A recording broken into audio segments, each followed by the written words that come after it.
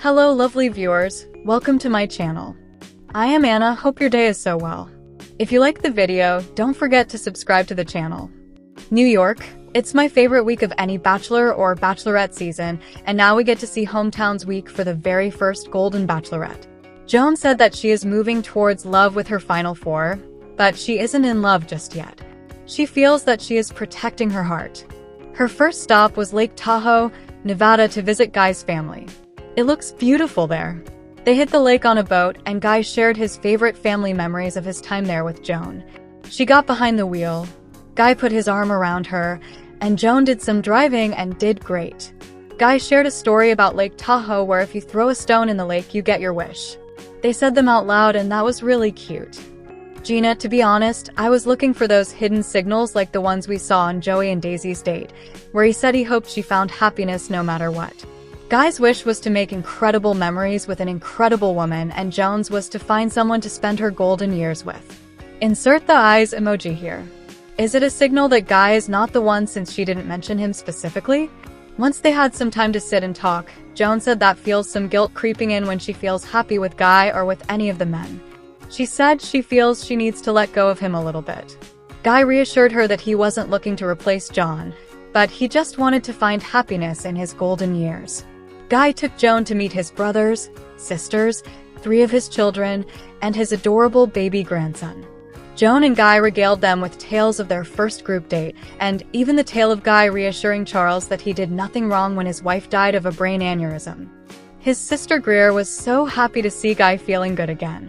She talked with her about the death of her husband and how Guy reassured her and encouraged her. Gail, his other sister, really liked Joan as well. Guy spoke with his daughter Mackenzie, and she said that she doesn't want him to be heartbroken again, but she is so glad that he's putting his heart back out there. His son spoke to Joan, and she said that she thought Guy was a good person, and that's just what she wants in her life. They said their dad is ready for a new chapter. Joan's sons are handsome. If they're single, let's get them on the show. Guy even revealed to his sons that if he made it to the end, he would be willing to propose to Joan. His sister gushed to Guy about how wonderful Joan is. Guy said that at the end of the day, it's Joan's love of family that really makes him want to be with her. Guy cried as he said he felt he could love again and be loved again. It was very touching. As Guy walked Joan out, she told him that she felt she really fit in with his family and that she was so glad she met his family.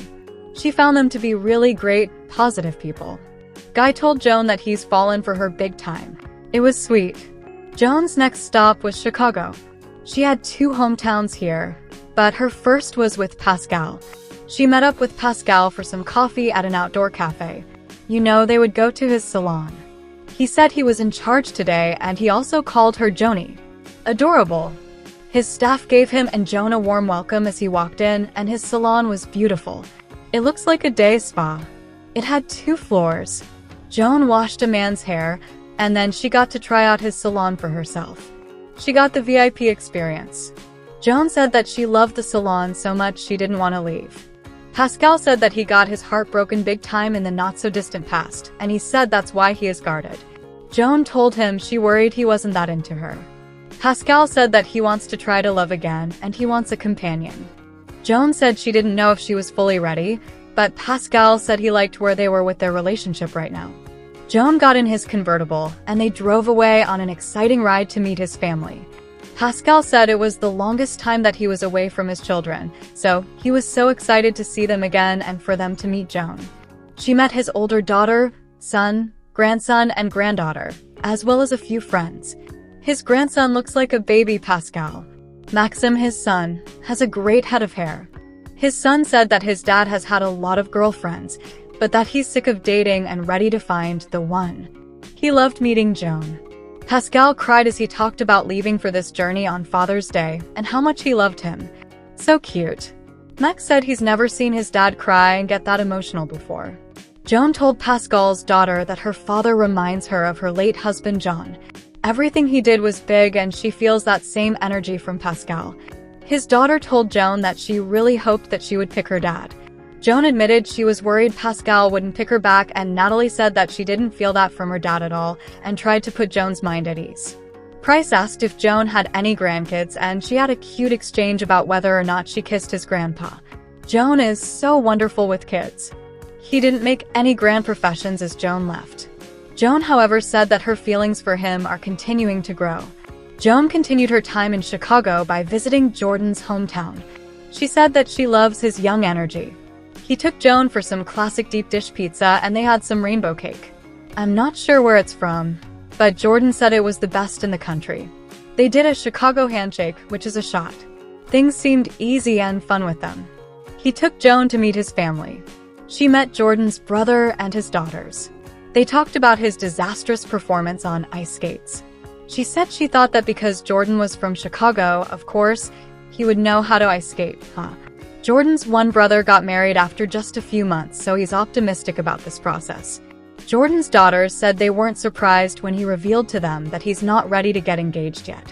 Joan admitted to them that she has two men who are very open with their emotions, and two that are more closed off, and Jordan is one of them.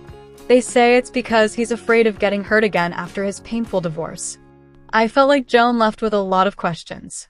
They all got along well, but it might not be enough and there's not enough time left in the process. Gina, Joan told me that Jordan has a very full life in Chicago, and she needed to see if or where she fit in. Did this date give her any clarity? Something she said before they walked in is sticking with me, that she was nervous and uncomfortable. Why uncomfortable? Did she already have that feeling that Jordan may not be ready for the next steps? Joan's final hometown was in Wichita, Kansas with Chalk. Finally, someone who is dying to commit to her. I think she really needed to see him after her time in Chicago. Chalk took Joan to his friend's ranch to meet his friends and family. She was going to meet his father, his wife Beth, his kids Taylor and Tyler, and his fiancé who had died's father. He said that they planned to celebrate his mother's life while Joan is there. I think Joan was concerned at how heavy this day would be.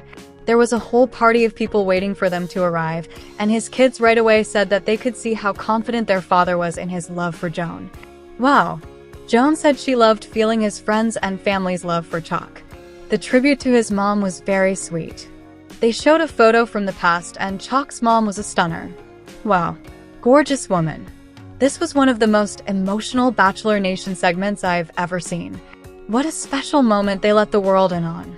Chalk's family planted a tree in his mother's honor. Joan had some special time to talk with Chalk's children, and they really seemed to hit it off.